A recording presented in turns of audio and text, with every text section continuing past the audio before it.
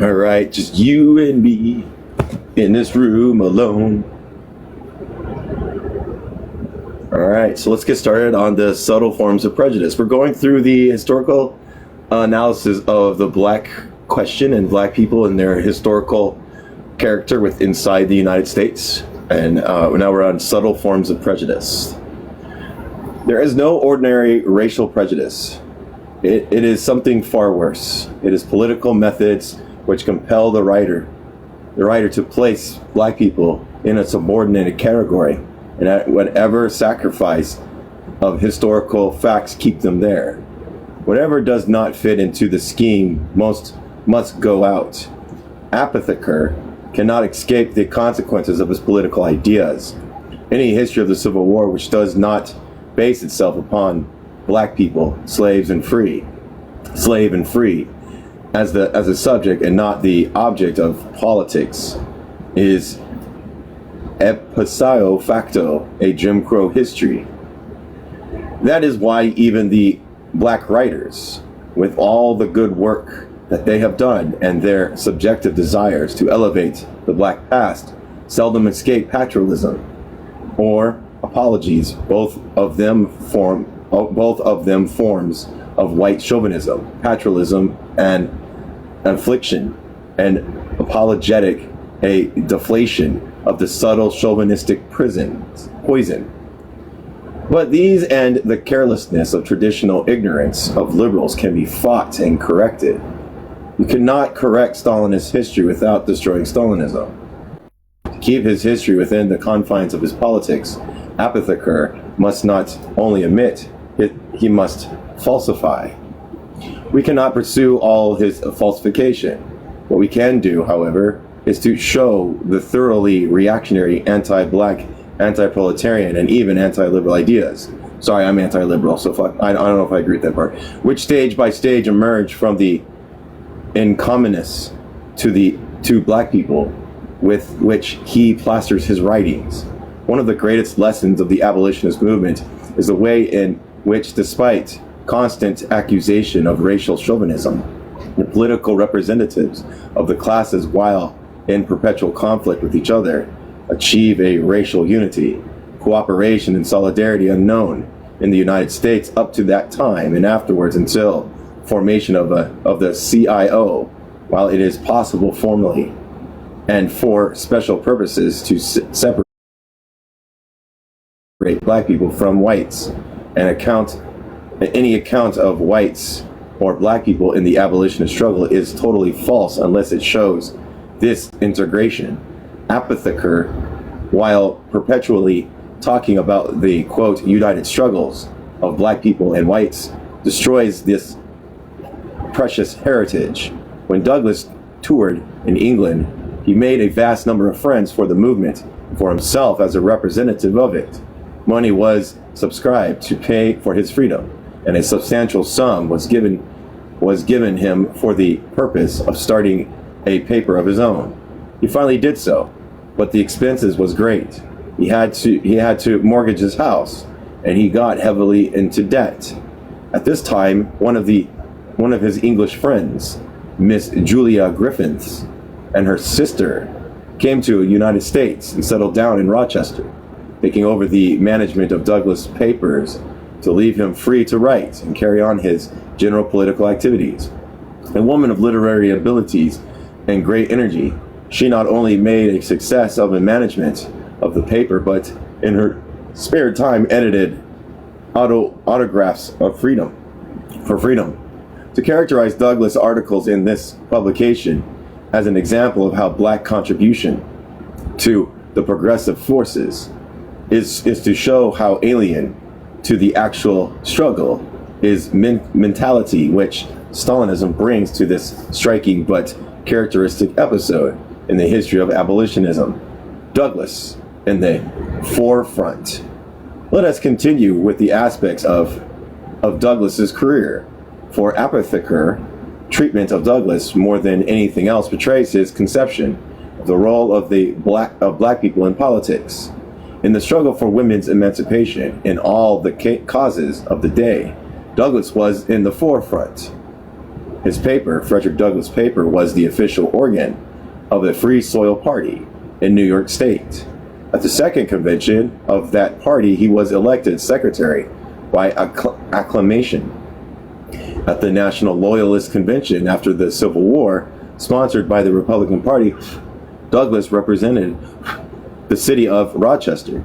The people of Rochester asked him to stand for Congress as a Republican, and Theodore Weld made a special visit to Rochester to persuade him, but he refused. Here obviously was no mere black appendage of the abolitionist movement. Now to return to Apothiker, undoubtedly conscious of the fact that this account so far has been terribly lacking. Apothiker pulls out all his stops when it comes to the black propagandists of abolitionism. This, he says, is, quote, the most vital part of the story, and he is correct. It is the most vital part of his story. Again, he tosses in one of his misleading phrases about decisive roles of black people. Close examination, however, shows that, as usual, here where the phrasing is most radical and political content is correspondingly reactionary. To see this, we must transfer ourselves to the abolition period and try to catch some of its social atmosphere. In the middle of the 19th century, the slave owners sought to prove that black people loved slavery, and in any case, that black people were no men. Therefore, when escaped slaves denounced the institution with eloquence and logic, they had tremendous effect. Apothiker quotes Garrison on this. But there was another side to this question. Escaped slaves who gained some education insofar as they formed a group apart from others carried on their own political activity.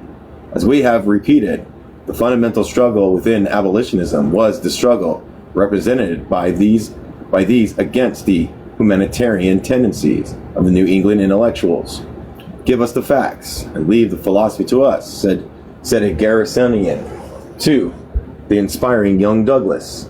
Douglass was to say later that these white abolitionists thought that they owned him. Later, Garrison fought Douglass with extreme ferocity, not only on his politics, but on the very idea that Douglass should have a paper of his own. There were all kinds of conflicts in the abolition movement on the chauvinist issues. Yet it must be remembered that Douglass, who stood no nonsense on any slight upon him as a black person, revered Garrison to the end, to the extent that the accusation of chauvinism were true. They were essentially political, and Garrison's character, reputation, and achievements were such that they could stand the charges, not only today but then. Apothiker cannot claim similar consideration. Their pernicious character of Stalinist politics is revealed by the fact that in the middle of the 20th century, when even some of the reactionary Southerner senators have dropped the argument of organic black inferiority, Apothiker's whole argumentation remains within the confines of the 19th century debate. That is why, for him, the black propagandists are, quote, the most vital part of the story. Like the Garrisonians who spoke to Douglass, Apothiker has no use for black philosophy, i.e. black politics. The escaped black person, by, quote, their bearing, courage, and intelligence, were the most, quote, devastating of anti-slavery forces. This is the politics which we see the sharecropper's contribution essentially as a recital of his wrong. Apothiker does not merely mention the suitability of the ex-slaves as propagandists and then pass on. This is his main theme, quote, had none of these people existed, but one, this existence and participation of the abolitionist movement would justify the assertion that black people's role therein was decisive. That man is Frederick Douglass. This is what Apothiker means by the role of black people, not their politics, but their heroic deaths and the contributions of money, songs, and stray articles to the Liberator and the abolitionist agitation. Thus, he no sooner touches Douglass than he defiles him. He says that Douglass, quote, from his first public speech in 1841, his organizing and recruiting activities during the war against the slaveocracy, was a voice of America's millions of slaves. Completely one-sided and therefore totally wrong. From 1841 to his recruiting for the Northern Army, Douglass was the voice of the American Revolution. Stage by stage, he embodied its development. Until 1860, he gave critical support to the Republican Party while defiantly proclaiming he was still a radical abolitionist. It was precisely when the bourgeoisie took over that Douglass became primarily a leader of black people. At the same time also, Wendell Phillips, who had been for a time elapsed by Douglass, rose to his greatest height and spoke superbly for the revolutionary conduct of the war and for a revolutionary settlement of the Southern questions of racial equality. Had that been all Applicathers had to say, it would have been bad enough. But Applicathur then spends almost a page on Douglass as follows. He was a magnificent figure of a man, impregnable, uncorruptible, scars on his backs, African prince, majestic in his wrath, grand in his physical proportions. A tailor who heard him in England had never been so moved in his life, etc., etc. Why all this? Why, when there has not been a word about Douglass's politics? Applicathur gives the show away when he quotes a famous incident in Douglass's career.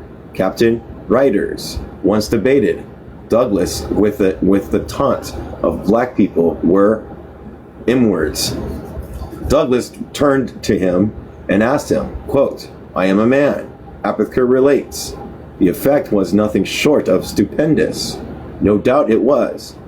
The reader, however, cannot help noting, after all these African princes, paragraphs that the effect of Applicathur's in 1940 is still stupendous.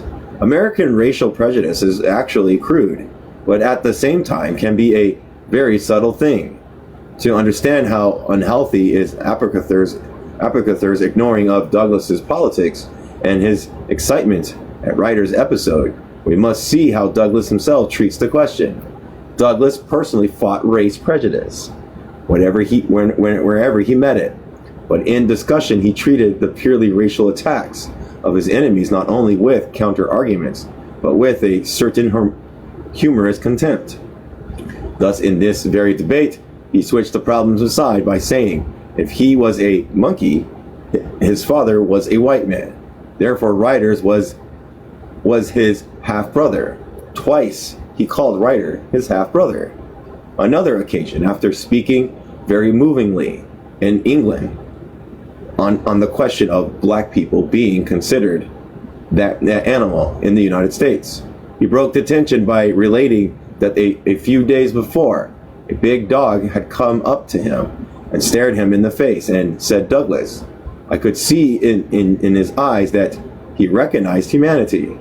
He used to relate how when sleeping space was limited in the benches aboard ship, he would simply show his face and say to newcomers, I am a black person. He used the N-word, hoping they would go along. But one man said to him, black people be damned, you move down. So including Douglass, my being black is no longer of any use to me. Some hecklers who asked him if it was true that his wife was a white woman, he treated to a long discourse as to the relevance of the question. What business was it of theirs, etc. And we're constantly led up to the point where they expected him to make the omission. He never omitted anything, but soon went on with his speech, leaving them to find out afterwards that his first wife, was black. This sort of thing occurs in many speeches. It was obviously habitual with him. The reason is not far to seek. Douglas was not only a sensitive black person, but a highly political person. And despite the powerful social pressures, he would not allow his questions to occupy any status more than was absolutely necessary. He dealt with it, brushed it aside, and often with a smile, and then went on to politics. Exactly the opposite is Appliker's Stalinist method. The politics he ignores and therefore reaches the most genuine pitch of enthusiasm when he is proving that black people were not only men, but some black slaves were marvelous men and did wonderful works side by side with the progressive forces. This was not merely popular writing. A portion of this pamphlet appeared in the Stalinist theoretical journal, Science and Society, replete with footnotes and references. Anti-fascists, not anti-capitalists. Hey Rocket, hey Bree. Appliker III's politics, not only in relations to black people, but in relations to the American workers, is pitched at the same lowest level. He is busy proving to American proletariat, to labor bureaucrats and liberals, that black people is a man and a brother, will struggle hard, and can produce many brilliant men who will speak for black people far more effectively than any white men can. At the same time, he is offering to the black leaders place at the table of the anti-fascist coalition. Appliker III, by the way, does not hide this. Here is a conclusion of his black slave revolts. An awareness of its history should give the modern black person added confidence and courage in his heroic present day battle for complete and perfect equality with all other American citizens. And it should make those other Americans eager and proud to grasp the hands of black people and march forward with him against their common oppressors, against the industrial and financial overlords and the plantation oligarchs who today stand in the way of liberty, equality, and prosperity. That unity between the white and black masses was necessary to overthrow 19th century slavery. That same unity is necessary now to defeat 20th century slavery and to defeat fascism. So how swiftly in the last paragraph capitalism is pushed aside and fascism's substituted for it. It is vital to the whole scheme to talk about the overthrowing of capitalism would destroy the concept of anti-fascist coalitions. It would bring into the scene independent proletarian politics, independent black politics. Appliker III maintains an unrelenting hostility towards any such manifestations among black people, either today or in the Civil War. Appliker III writes on militant abolitionism in the Journal of Black History, had to refer to Douglas's call for slave insurrection, that a black person could consciously call for insurrection. God forbid. Appliker III writes that Douglas found himself saying the magnificent African prince could do much, but that he could stand on the platform and out of his own head consciously speak of insurrection, that Appliker III simply could not stand. He makes it into the vestation from on high. Douglas just found himself saying it. To be free, where the articles reappears. The demanding phrase is omitted, but Appliker III cannot get rid of this whole reactionary conception of black people in American history, which this phrase embodies without withdrawing every line he has written. Stalinist sleight of hand. I got another thing from another person saying that I'm doing horrible things by reading this book. So it's amazing how people just get completely triggered. Stalinist sleight of hand. Stalinists try to manipulate history as a sleight of hand. Man manipulates cards. But unlike the conqueror, a stern logical pushes Stalinism in an ever more reactionary direction. For 5 years, Appliker covers up his anti-black concepts with constant broad statements about the decisive character of slave insurrection, black agitators, etc., in the Civil War and the period preceding it. In 1946, however, in The Black People in America, Abercrombie broke new grounds. He put forward a new theory, and that at one stroke made a wreck of all that he had said before. Let us own his word speak. Let his own word speak. It was the development of increasing agitation on the part of the non-slaveholding whites prior to the Civil War for the realization of the American creed that played a major part in provoking the desperation that led the slaveholders to take up arms. Upon the filmist scraps of evidence, the theory is elaborated that it was the withholding of democracy from the non-slaveholding whites that pushed the South to the Civil War. In terms of practice, as concerns the mass of the white people of the South, this anti-democratic philosophy was everywhere implemented. The property qualifications for voting and office holding, the weighing of the legislator to favor the slaveholding against non-slaveholding countries, the inequitable taxation system, falling most heavily on the mechanics' tools and last heavily on the slaves. The whole system of economic, social, and educational preferment for the predecessor of slaves, and the organized, energetic, and partially successful struggles carried on against this system by the non-slaveholding whites form outside of the response of the black people into enslavement. The actual content of the South internal history for the generations preceding the Civil War. It is clear that only at the last minute Abercrombie remembered the slaves and threw in the phrase about their, quote, response. Historically, this is a crime.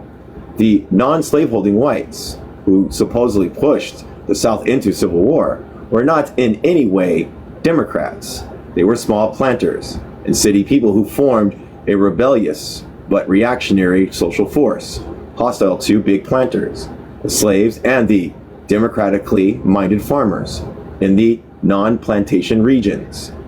What particularly proposed this new development is to serve does not concern us here. What is important, however, its logical identity with the hostilities of black radicalism and independent black politics, which was apparent in Abercrombie's work from the very beginning up to this climax, pushing black people aside for the sake of non-slaveholding whites in the South. However, fair may be the outside of Stalinist history and politics. However, skillful may be the means by which its internal corruption is disguised. Inevitably, its real significance appears. There is no excuse for those who allow themselves to be deceived by it. We're all interested in this sphere. It is a common duty, whatever differences may exist between us, to see to it that the whole Stalinist fakery of black history be thoroughly exposed for what it really is. December 1949. But the afterword. I don't know. American Civilization, the World Revolution. C.L.R. James, the United States, 1938 to 1953 and beyond.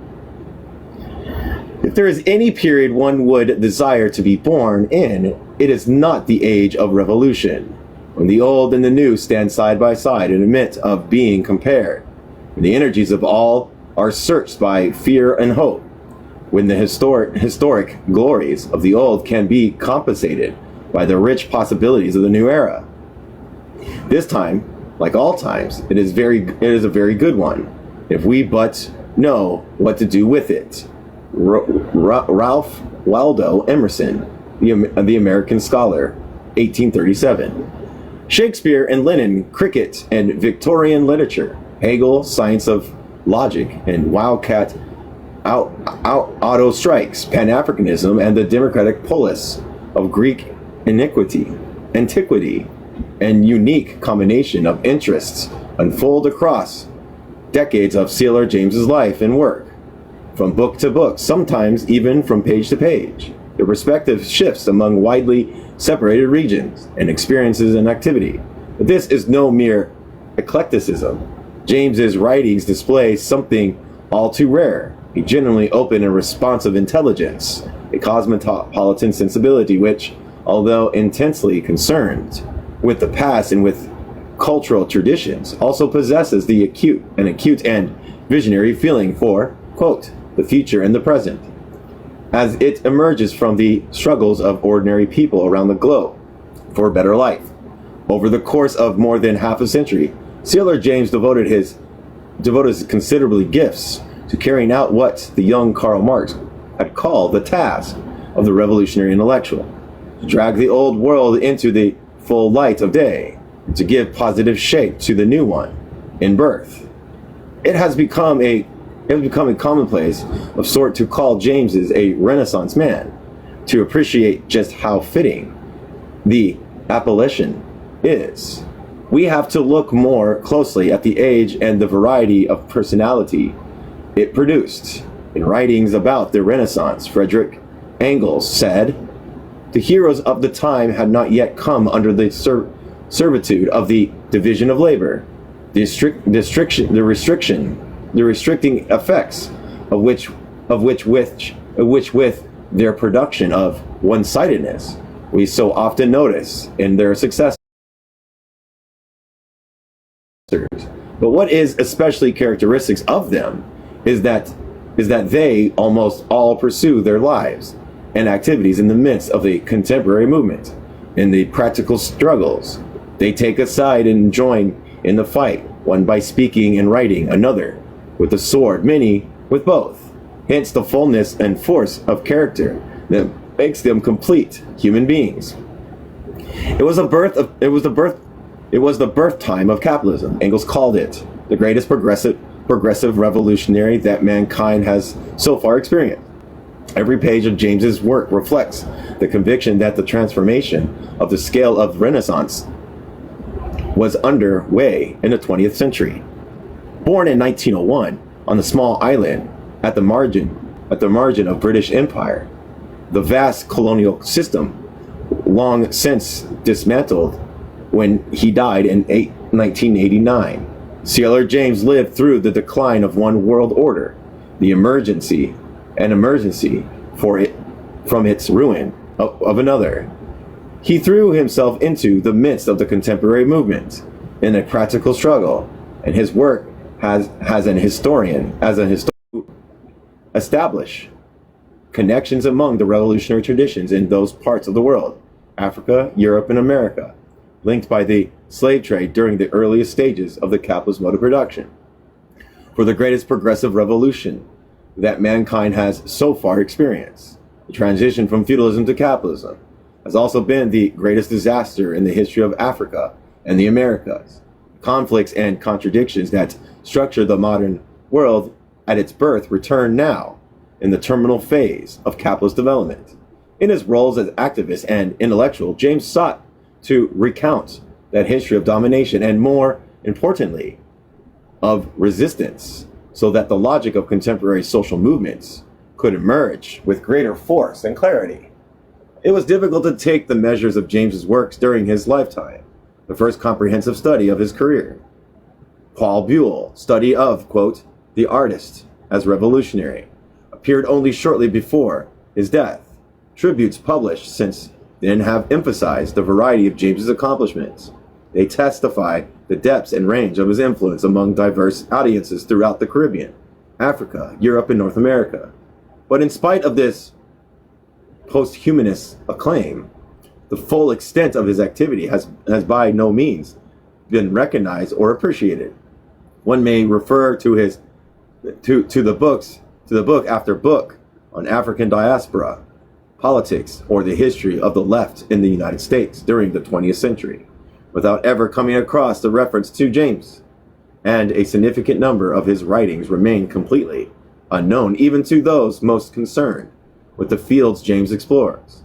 Consider, for instance, the essay assembled in this volume, originally established during James's first stay in the United States, 1938 to 1953, except for the revolutionary answer to the black problem in the United States. None has ever been reprinted. Several are overlooked in even the most comprehensive bibliography of his work. These writings have not so much been ignored as simply disappeared from view. Taken together, they reveal dimensions of James's work seldom known even to his enthusiasts. James, as a revolutionary journalist, as a popularizer of history and theory, as Marxist organization man. The editors hope that the present collection may win James's new audience, especially among readers concerning with the history of African American revolutionary traditions and those interested in the anti-Stalinist legacy and democratic communist thought and politics. The experience of reading these political essays may prove jolting for someone trained in the canoncies of the protocols of contemporary Marxist discourse. So much of it produced and calculated largely within the James writes clearly and even simply. There is no finely modulated equivocation, no subtle pursuit of nuances. Footnotes do appear, but not many. Arguments are presented in the foreright and often very polemical fashion. Some of James's most ambiguous projects are sketched or alluded to in the course of his journalistic activity. Occasionally, the style does reach for the rhetorical grace notes. Many of those who heard James's lectures recounts his gifts as a speaker, and there is at times in his prose, as with Trotsky, something oratorical about the phrasing. The final paragraph of Revolutionary Answer is, I think, exemplary in this respect. His main priority was to be accessible. Each text was meant as an intervention in the immediate political conjuncture, which James considers to be one of the imminent and radical social transformations. But if the writing itself is clear, and the circumstances in which James wrote are not, until recently, the readers looking for information on the context of James's works during his period could find little help from scholarly publications. The introductions by Paul L. Blanc supplies the first accurate and thoroughly documented account of James's political and organizational trajectory through the United States, through the U.S. Trotskyist movement. Also, the value of Kent Worcester comparative study of the development of James's political ideas amid the various national contexts in which he was active. The manuscripts James drafted in 1950, American Civilization, will be published at about the same time as the present volume. This material service to enhance the suggestiveness of his political essays. In the following pages, I want to approach them with an eye to some implications not readily visible, but which acquires more significance as one reads James's American writings against the grain of their previous obscurities. 1.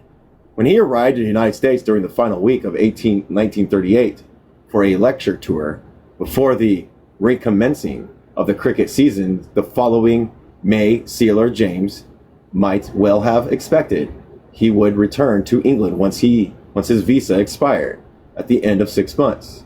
He had marked out a small but distinguished place as a literary and political figure in the years since leaving the Caribbean islands to establish himself as a writer in a metropolitan center of the empire.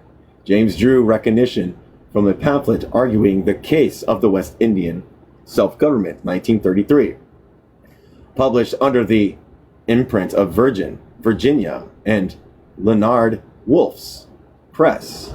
as well as for his novel Mutiny Alley, 1936. The larger public knew his graceful writing on cricket for the Manchester Guardian and the Glasgow Herald.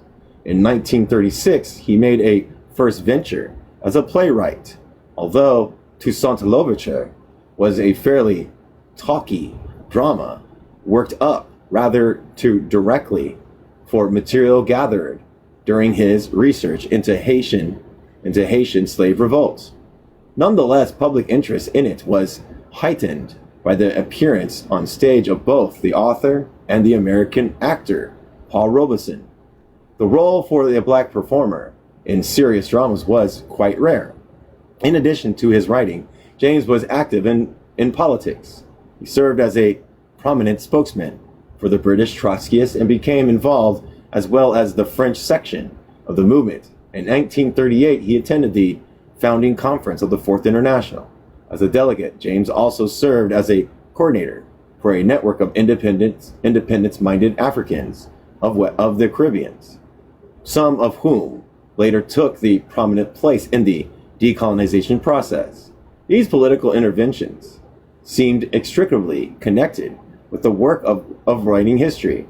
Before arriving in Britain in 1932, James had written a biography in the Trinidadian labor and politics leader, Captain Caperian, with the World Revolution, 1937.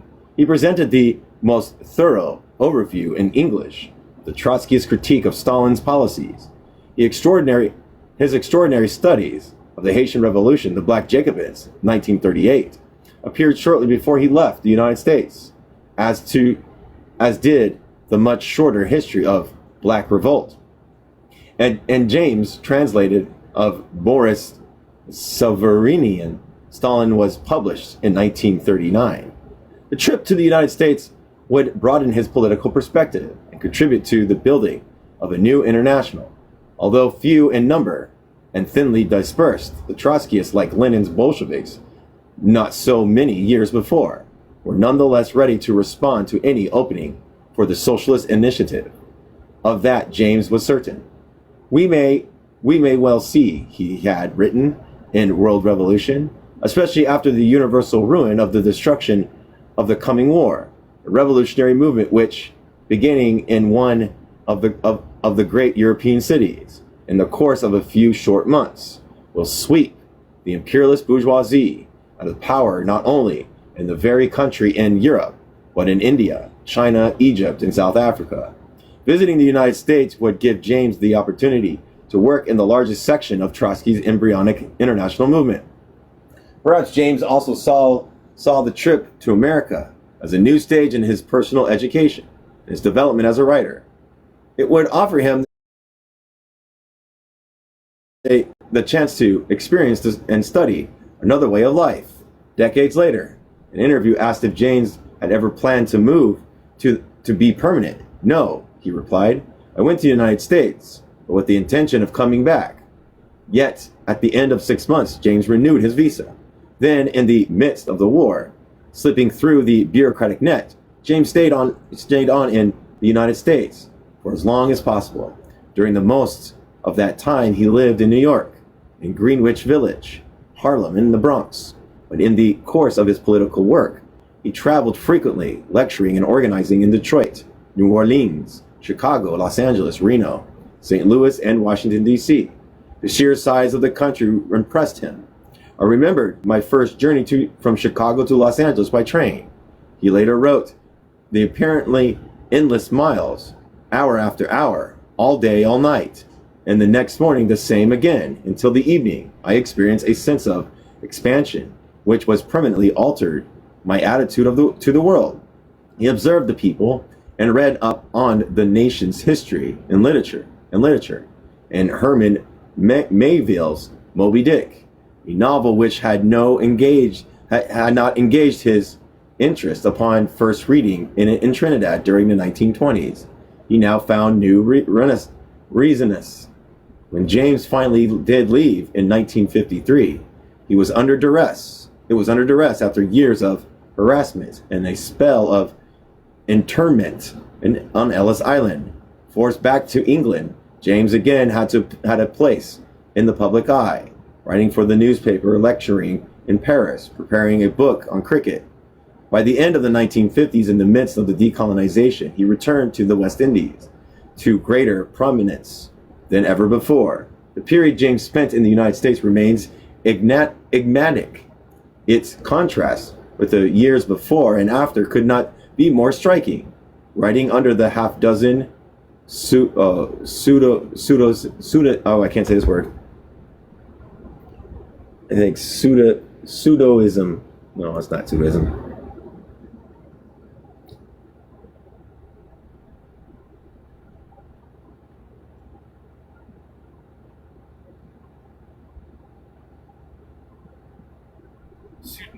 Pseudonym. Sorry, half dozen pseudonyms, living in somewhat shadowy life of the small Marxist group leader. As his first biographer puts it, James firmly abandoned the semi-celebrity status he had achieved in Britain as a cricket journalist and a prominent Trotskyist spokesman.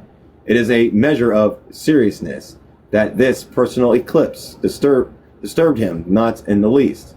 Years after Kwame Nkrumah, in the intriguing passage of his autobiography, recalled being initiated by James's into the techniques of working illegally during the 1940s, and in 1956, following the split in James's small political organization in the United States, an embittered former comrade called James the Underground Man.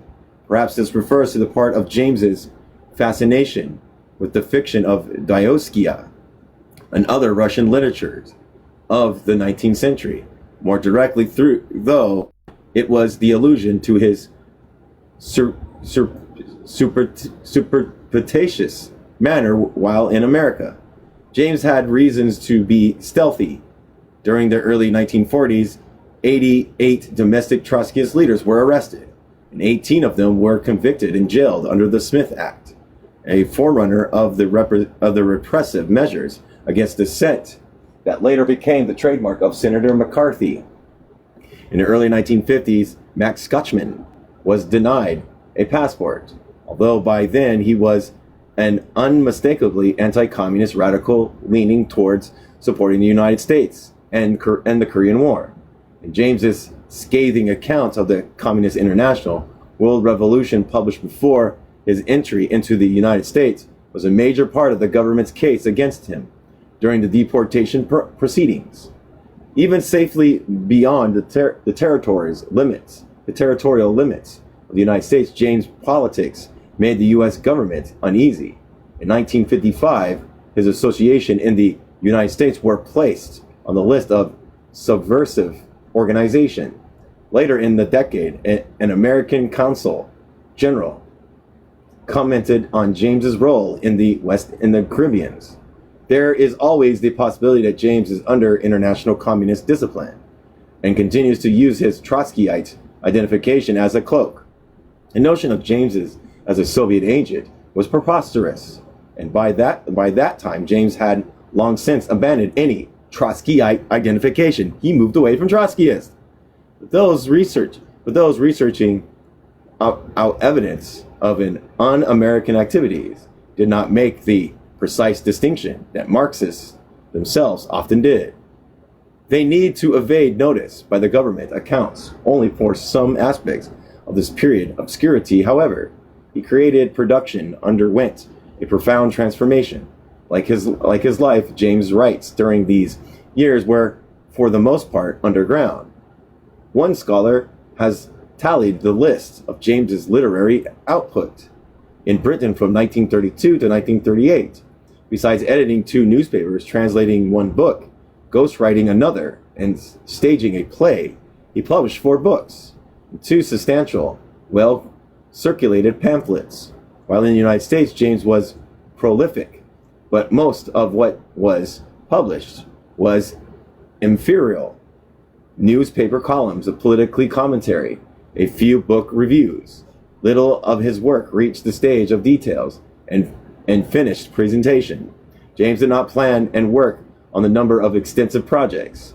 A about Harriet Tubman, an account of U.S. slave revolts and the abolitionist movement, and the notes on American civilization, a study of American culture, history, and society that James began drafting in 1949 to 1950. And these were never completed. Some traces of the longer projects can be discerned in political essays from the New International and the Fourth International published here. If James' writing did not circulate widely during these years, that was not for want of contacts with prominent literary and intellectual figures who could have helped him.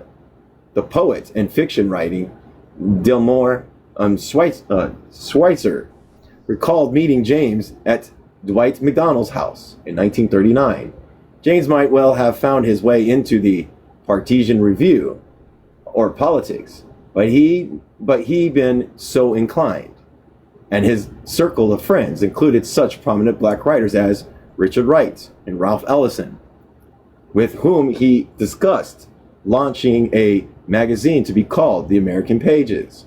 Many an American radical literary or cultural figures sought to work out a viable middle way during these years, perhaps writing or editing or teaching in some non-socialistic institution, while penning articles for the radical press under the pseudonym.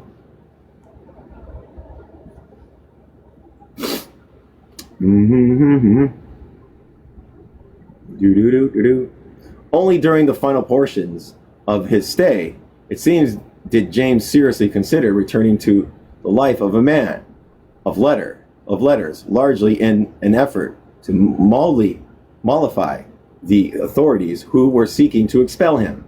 Instead of working to advance his literary career, as he had upon arrived in England from Trinidad in 1932, James devoted his energies to socialist political activity. And the record suggests that James was very deliberate about this. He treated his abilities as being, in effect, relinquished to meet the demands of the revolutionary movement. He published in a few American Marxist newspapers and journals, always under pseudonym. Hold on, I got this up here, hold on a second. Pseudonyms. Several more extensive writings, including works of book's length, were distributed among the ranks of small Marxist organizations to which James belongs. This orientation was not something he discovered only in America. Robert Hill was commented on the role of such organizational activity, narrow, perhaps, but intense, throughout James's life. It began in England with his work in the International African Service Bureau, 7 members, and the Marxist group, the Trotskyist faction, of about 50 members in the Independent Labor Party. By 1937, the conjunction of Pan-African agitation and organized Trotskyism was complete, for not only was James advocating both objective simultaneously, but he had become part, in both cases, of the type of organized activity which would characterize the rest of his entire political career, namely the small Marxist organization.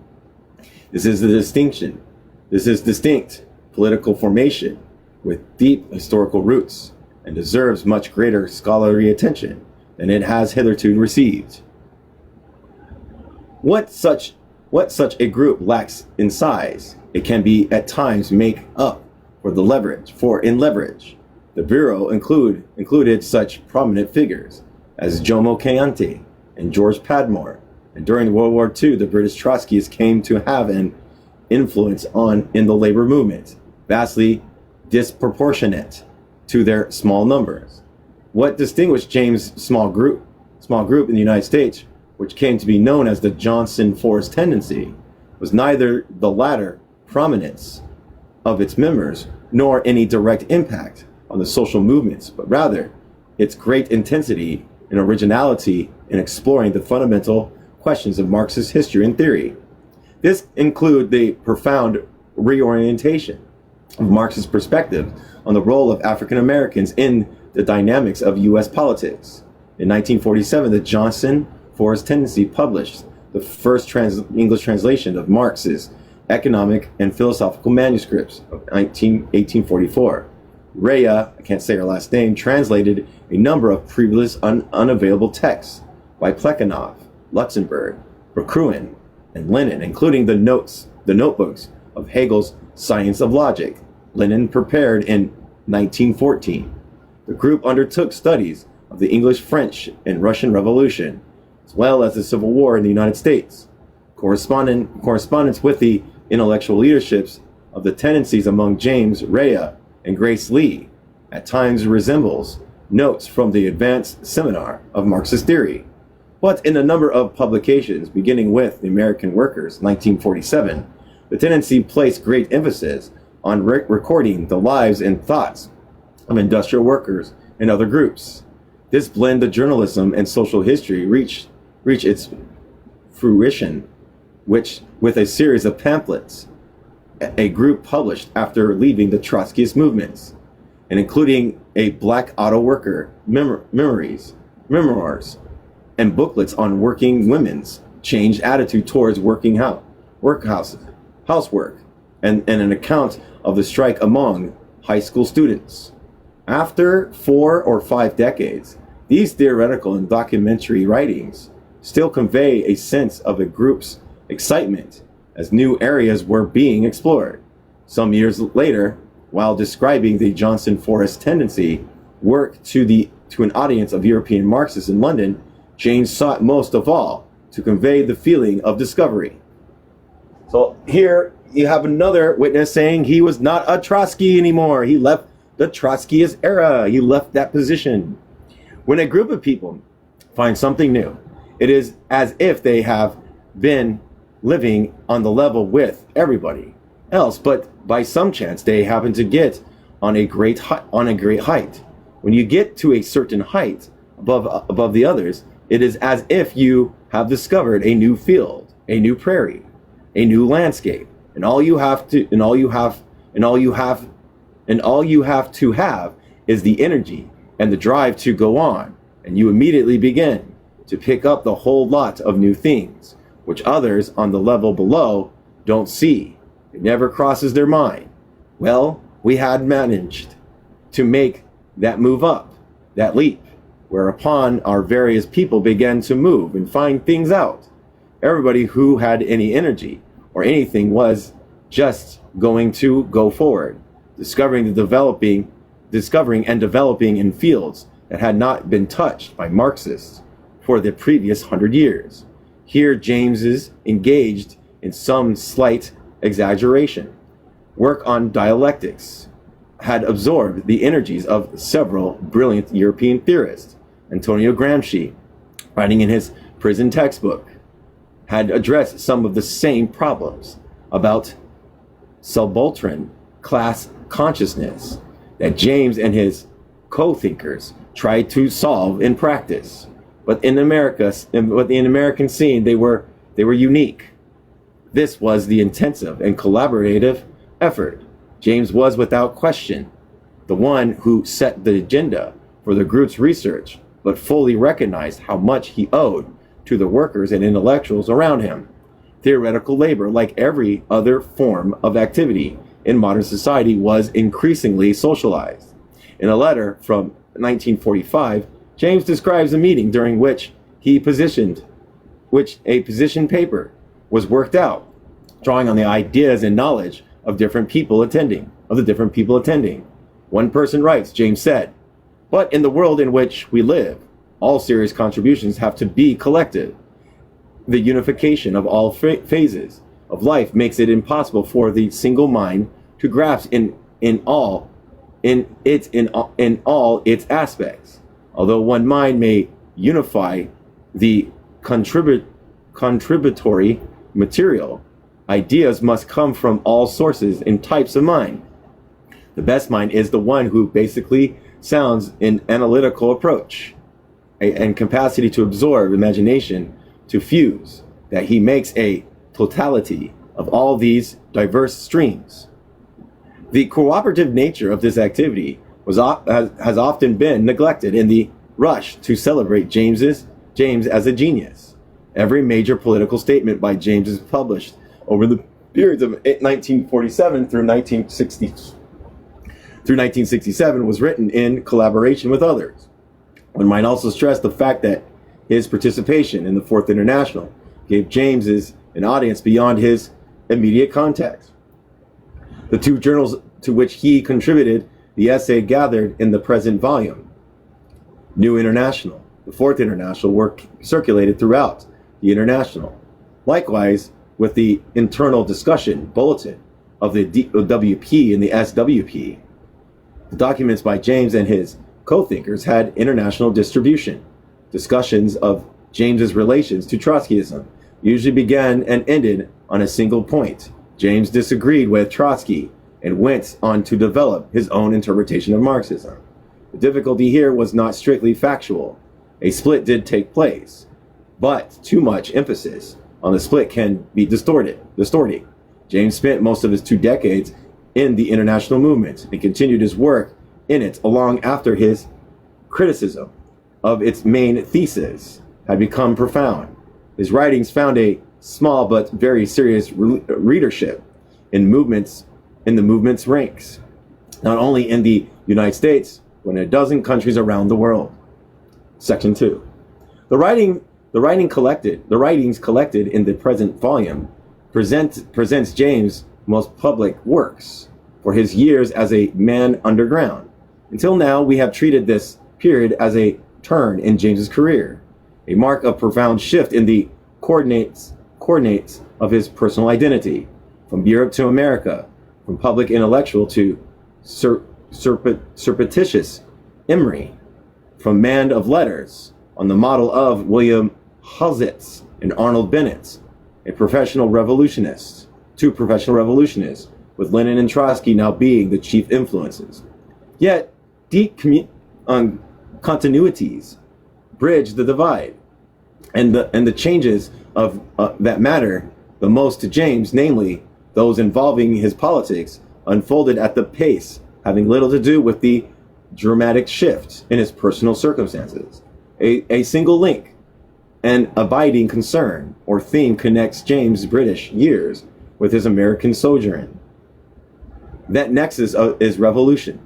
His work from the mid-1930s on is directed towards analysis of and interventions within the revolutionary process. He always treats it as a fundamentally creative, the relapse of suppressed and previously unknown human power, the institutions of new social formations suited to the fuller development of people's abilities. In The Black Jacobins, he contrasts the sullen, apathetic character of slaves before the uprising with the surge of confidence, knowledge, and energy after they took up their Republican demands for liberty, equality, fraternity, proceeded to overthrow the aristocrats of the skin, who dominated them. James made the study of revolution the center of his historical and philosophical works, and that concentration heightened throughout the period covered by the present volume, as he wrote in, quote, "The American People in One World." It is in revolutionary periods that the culmination of previous trends and the beginning of new ones appear. That is why they are so important. It would be difficult to overemphasize James's belief, not only in the possibility or even the necessity of world socialist revolution, but in its imminence. I live at present. James wrote privately during these years, in daily expectations of the beginning of an upheaval, making the beginning of the socialist revolution. I think of that many hours every day.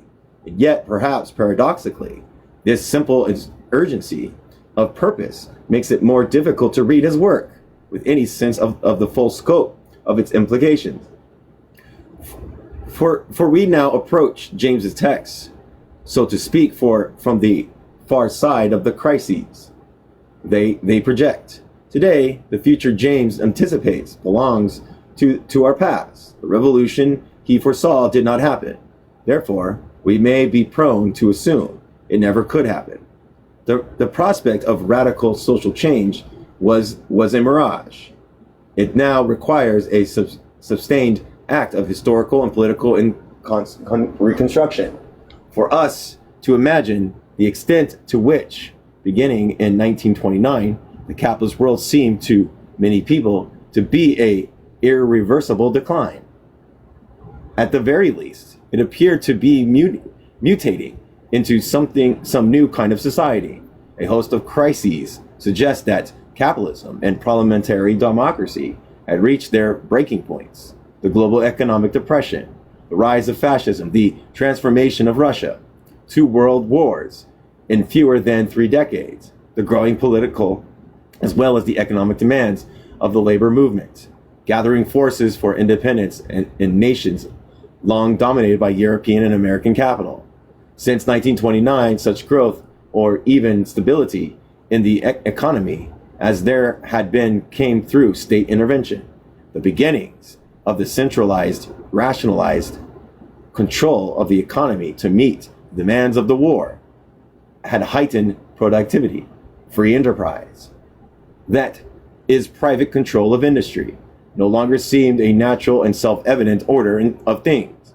The crises and the search for a way beyond them, James took as indications of, quote, the rightness of the organism for transformational change. While James' convictions regarding the short-term prospects for socialist revolution in the 1940s were not common. Indeed, such ideas were denounced by the Communist Party. Nevertheless, the horizon of expectations had changed. The political essay collected here traced the shift emphasized within James's understanding of the possibilities and directions for revolutionary politics. We might divide the selections of writings in this volume into 2 groups or periods.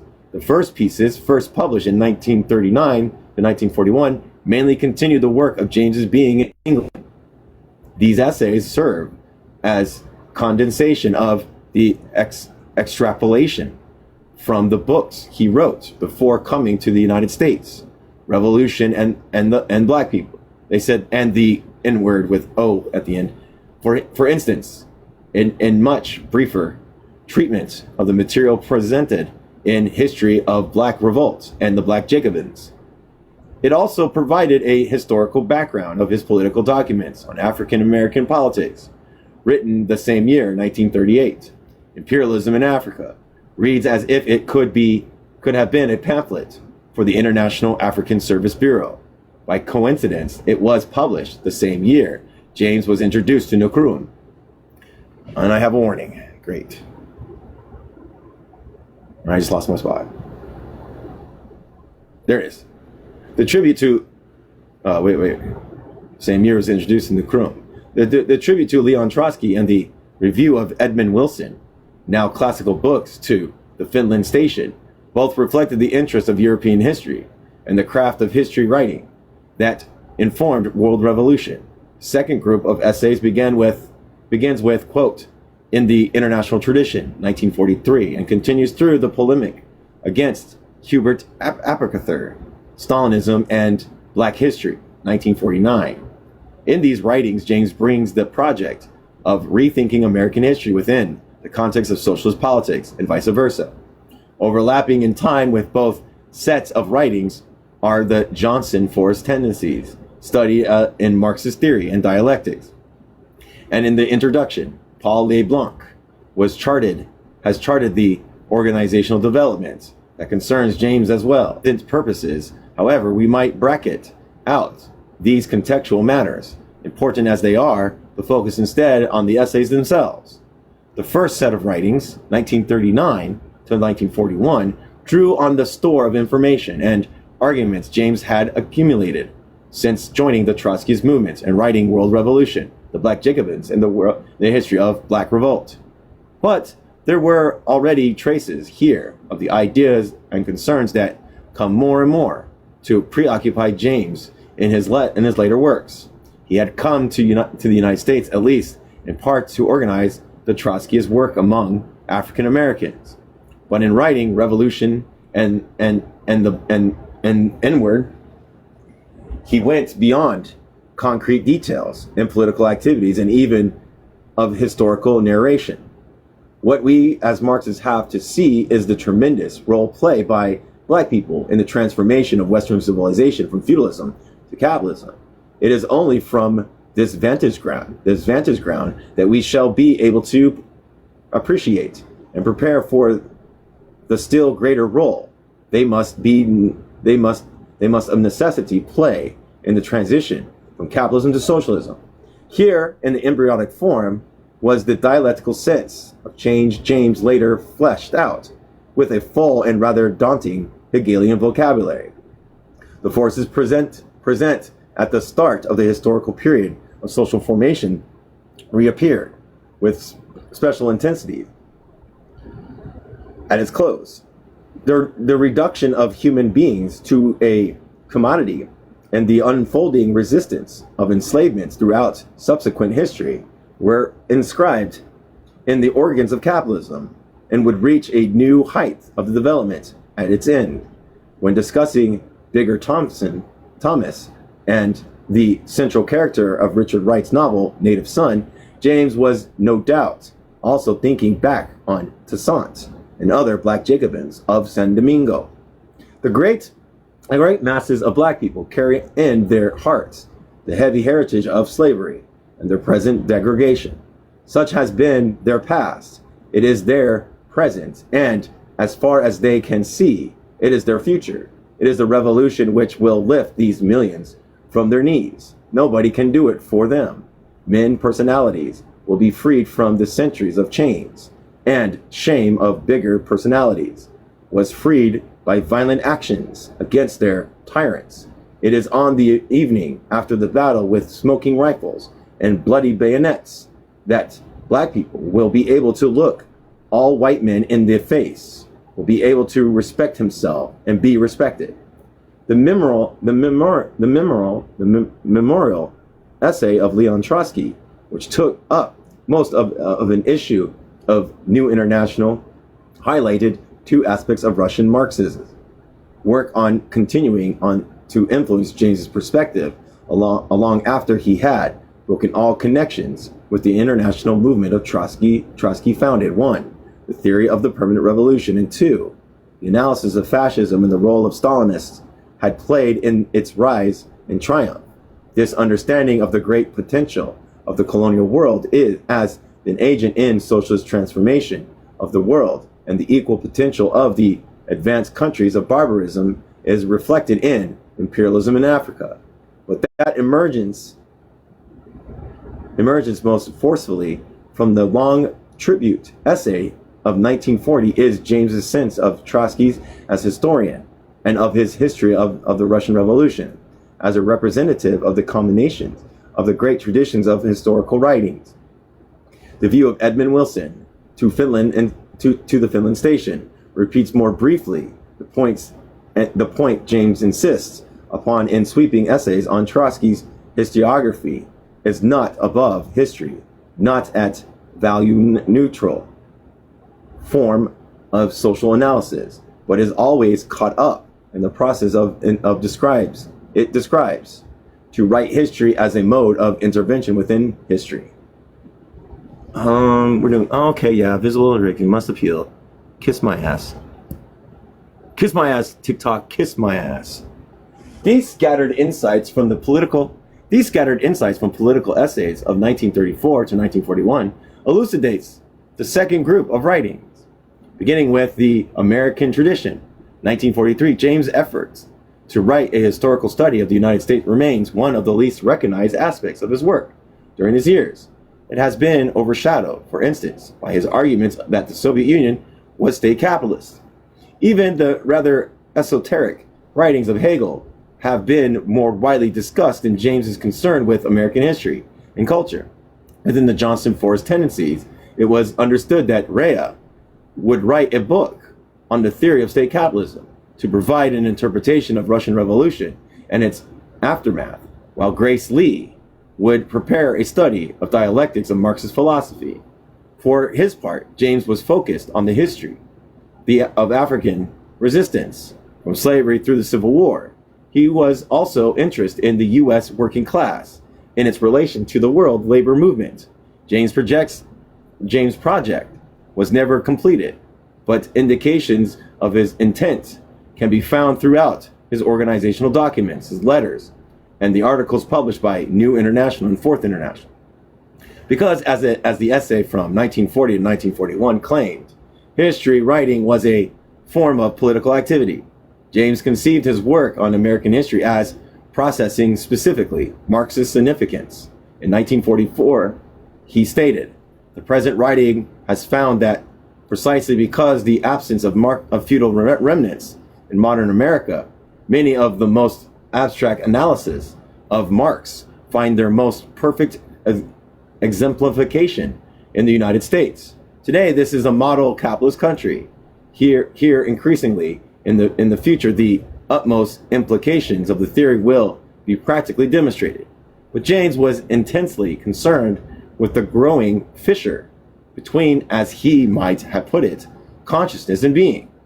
Or, to use Gramsci's more political term, the problem of hegemony, of the ideological leadership exercised by the capitalist class. Almost a decade after leaving the United States, James still addressed the question. In 1962, he summed it up. "The American bourgeoisie has never been seriously challenged for the leadership of the nation. In the great three crises of American history, the War of Independence, the Civil War, the Depression, the bourgeois was able either to maintain unchallenged its official control of the state, or in 1777, to form a state and an army to carry out its war. All these objective causes that can be given for this are subordinate to the fact itself, and one continuing cause and effect is that the American bourgeoisie has been able to establish itself abroad and at home in a national consciousness as an originator and guardian of individual liberty, freedom, and equality. Marxists are inclined to forget that in social life, the conduct these ideas are more firmly established in the United States than anywhere else. The American bourgeoisie did establish something new in the world. All this inhabits the working class in independent class action and independent working class thinking. The problem, as James saw it, was less one of persuading the workers to accept the Marxist analysis of their situation than one of putting that analysis in terms of appropriating to American history and culture. This idea was not unique to James, a radical intellectual. V.F. Culverstone had pursued much the same project in his journal, The Modern Quarterly, 1923 to 1940, and the several volumes of American literary and political history. In the earlier 1930, Leon Trotsky had given qualified assent to this program. "You are perfectly right to say that the vanguard of the American proletariat must learn to base itself on the revolutionary traditions of its own country too. In a certain sense, we must accept the slogan, Americanize Marxism. To Americanize Marxism signifies to root it in American soil, to verify it against the events of American history, to elaborate it by its methods and the problems of American economy and politics, to assimilate the world revolutionary experience from the standpoint of the task of the American Revolution." Even without direct evidence, it seems very likely that James knew of Culverstone and his work. They may also have met, although Culverstone died shortly after James' arrival in the United States. But where Culverstone had been a freelance writer, a radical intellectual worker, for the most part independently of Marxist parties, James considered the project of articulating the socialist historical vision to be the responsibility of a revolutionary political organization. He argued this at great length in the internal documents of the Workers' Party, Education, Propaganda, Agitation, 1944. There, James expressed the idea in terms of Americanizing Bolshevism, just as Lenin had Russified Marxism in his studies of capitalist developments of in Russia. By no means did these imply revising Marx categories or general theoretical principles. This potential had bothered Trotsky about Culverstone's slogan of Americanizing Marxism. I hate that term already. The principle have been universal applications, James wrote. But to the extent that the conditions from which they were drawn are not familiar to the Marxists, they remain to a greater or lesser degree abstract with infinite potentialities for confusion and mischief. Either the would-be Marxist must have some serious knowledge of European history in its broadest sense, constantly renewed, amplified, and developed, or the principles of doctrine must have been incorporated, worked over, and made to live again in the study of the economic structure, social development, history, literature, and life of the country with which he has been many years familiar. Only then is he on the road to becoming a serious exponent and contributor to the doctrine. In fact, and in truth, it is only when one has dug the principles of Marxism for himself out of his own familiar surroundings and their historical past that the Marxism of Marx and Engels, Lenin or Trotsky, the famous European Marxists, truly stand out in their universal application. The crucial problem of cultural, the classics of Marxism are European in origins and content. James argued they require more than an ordinary knowledge of European history, and particularly by an American worker. The writings of Marx, Engels, Lenin, and Trotsky, among others, responded to conditions and historical events familiar to Europeans. The German worker could read Engels on the Peasant Rebellion, or the French could read Marx, short books on the 18th Brumaire, not only as classic, but as clues to their national past and present. James had learned that this did not apply in the same fashion in the United States. For the average American worker, these books, as the beginning, are alien. Doubtless, if he reads one, he is impressed with its power and brilliance and learns something. But what they cannot give to him in sufficient measures is that sense of reality of the development of his own country, that feeling that in addition to the daily class struggle, he is part of something beyond himself, that is the beginning of theoretical Bolshevism, the rejection of bourgeois ideology, such historical data, knowledge, general reading, social experience as he has, the structures in which his theoretical experience must grow, are American. We have to begin now, not to write a few pamphlets, but to build up the American counterparts to the Communist Manifesto, the 18th Brumaire, and perhaps even more important, the American counterpart to What Is There to Be Done. Interesting. That's interesting. Real quick, I'm going to just do this. 233. I just want to see. 233. So I'm still in the afterwards. Okay, we'll go to 236. So 3 more pages. Okay, 233. The crucial problem of culture was cultural. The classic of Marxism are European in origins and content. James argues. Wait, did I read that already? Yeah, I already read that. Yeah, I already read that, everybody. We went on to comment. Not only to raw workers need this Americanization, the party members from the highest to the lowest need it also. No one has any serious grasp on Marxism, can handle the doctrine or teach it, unless he is in accordance with his capabilities and opportunities, an exponent of it in relations to the social life and development around him. This was a sharp and even strident factual intervention. It bore a clear implication that the leaders of the Workers' Party were deficient in the serious grasp of Marxism. James was offering an orientation to rectify this lamentable circumstances. One imagines this did little to endear him to the majority tendency, but the stakes of the dispute were not small in the ranks of the party built on the Bolshevist model. Theoretical clarity and the thorough command of Marxism were necessary and urgent. unless it is rooted in the American environment and in such terms as the American worker can grasp. We cannot lift them above the instinctive class struggle, sharp as that will inevitably become. It isn't this what Lenin meant by the socialist consciousness which the party carries to the working class?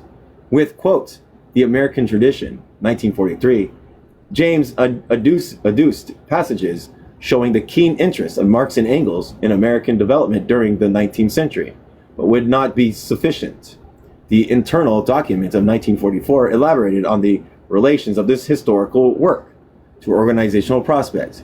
We do not wait until we become a large party to do these things. This is the way to prepare ourselves and all our supporters for the gaining of forces and the building of the Revolutionary Party.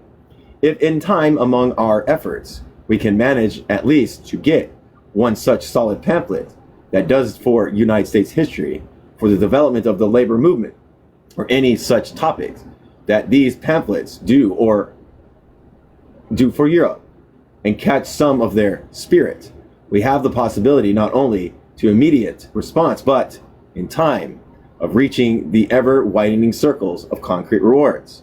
And this Americanization project had implications going beyond the United States. Writing in the internal bulletin, James considered the matter in terms of ideological dominance American capitalism would soon seek to exert elsewhere in the world. America occupies a peculiar place in international affairs today. Knowledge of this country has never formed more than a cursory part of the European culture and education. In all probability, the number of English universities in 1939, which gave a course in U.S. history and culture, could be counted on the fingers of one hand, or at most two. It is the last hope for imperialism and the old democracy.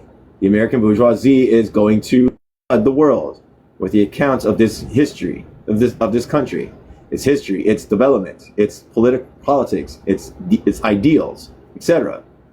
In the present writing, opinions of substantial sections of the European bourgeoisie, and certainly the social democrats and liberals, have no hope of salvation except the actual American overlordship or American ideal.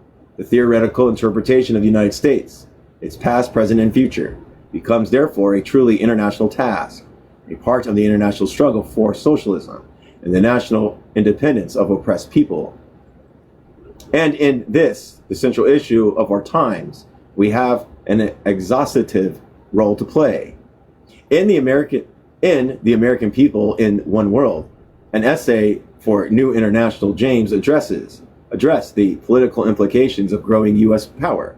It required the counteroffensive by American revolutionaries, with historiography being one crucial terrain.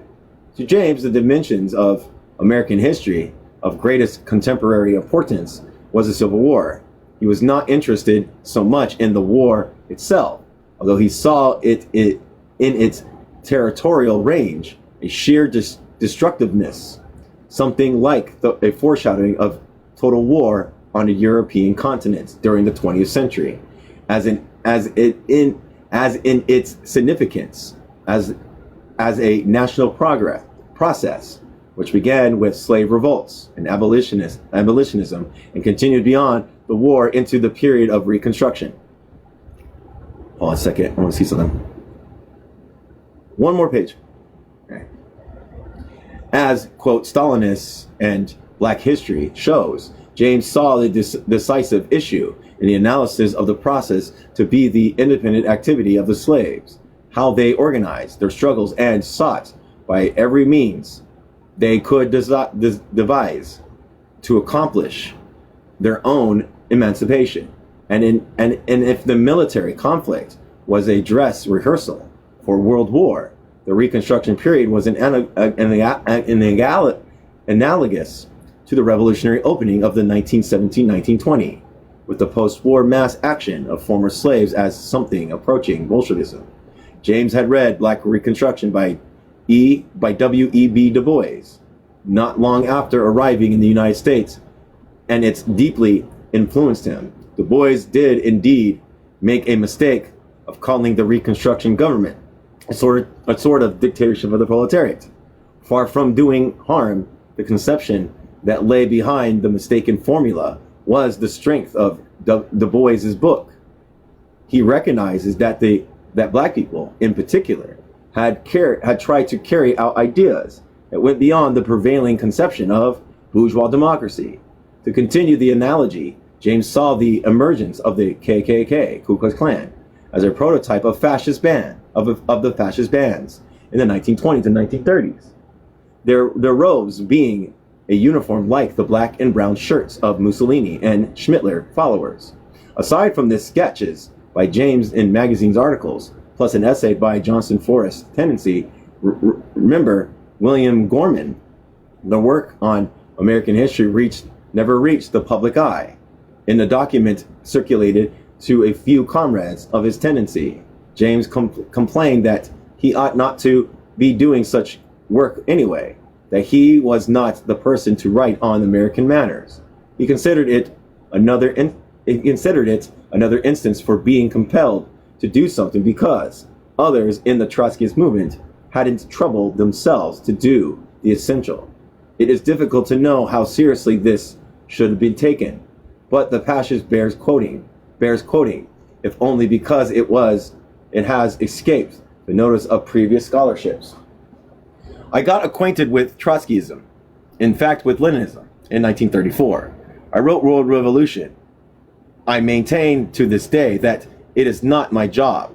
Max Scotchman and the others had lived through the events. I had to read them up. I come here, the United States, and have to take up dialectic. I am no philosopher. That was a job for a trained academic who had embraced Bolshevism. Luckily, Grace Lee, later Boggs, were there to help. And then I found myself writing like hell about, one, American politics. That was not my job either. But two, I next find myself up to the eyes of an analysis of the internal party politics in the U.S. That was not my job either. This should have been the job of a trained dialectician to whom the experience were familiar. I know that where I could work most concretely would have been British politics. The literature and the politics traditions of Britain are in my bones. I grew up on them. This work forced upon me has been valuable. I have become a world citizen. I have worked through from the start the chief spheres of other movements, theories. Today also everything is knit tight. National politics is world politics. The American comrades must realize that all this general training and thought and coordination must end in their becoming masters of American revolutionary thought and revolutionary practice. James did write occasionally on the British matter for the Trotskyist press, but at this point he sought a larger canvas. I wasn't approved. It took you long enough. A larger canvas than journalism could provide him. Of course, he could later write his book on cricket, where he made a remarkable synthesis of quote, the literature, the politics, the traditions of Britain in my bones. His sense of political theory, world revolutionary traditions, and American society had an epic quality that makes it particularly unfortunate that his writings on U.S. history was confined to a few intriguing miniatures. And that's where I'll stop on part 3. Hold on, I'll get the page. 236.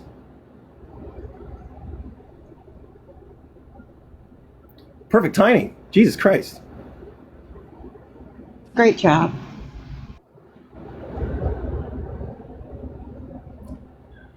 All right, C.L.R. James, we're going over what he's done, and I kind of agree with him. Like, he was forced into a situation that we should be doing. We should know our history better. We should research it in order to understand what type of revolutionary progress we need to push towards. That's the whole important parts of note on historical materialism. So 242, and we stopped at what? 236. So not too far. Probably finish tomorrow. But anyways, very, very intriguing. Very, very like it. Who's this? I don't know. Yeah, it's a refugee, but we're about to close it out, and I don't get much coins anyways. So, but yeah, interesting. James has a good point, but I'm still not a Trotskyist. You know, I think there's valid critiques of the Stalinists, and you know, so. But anyways, I missed that detail. Oh, okay. All right. Well, if anybody doesn't have any questions or anything to say, I'll go ahead and close it out.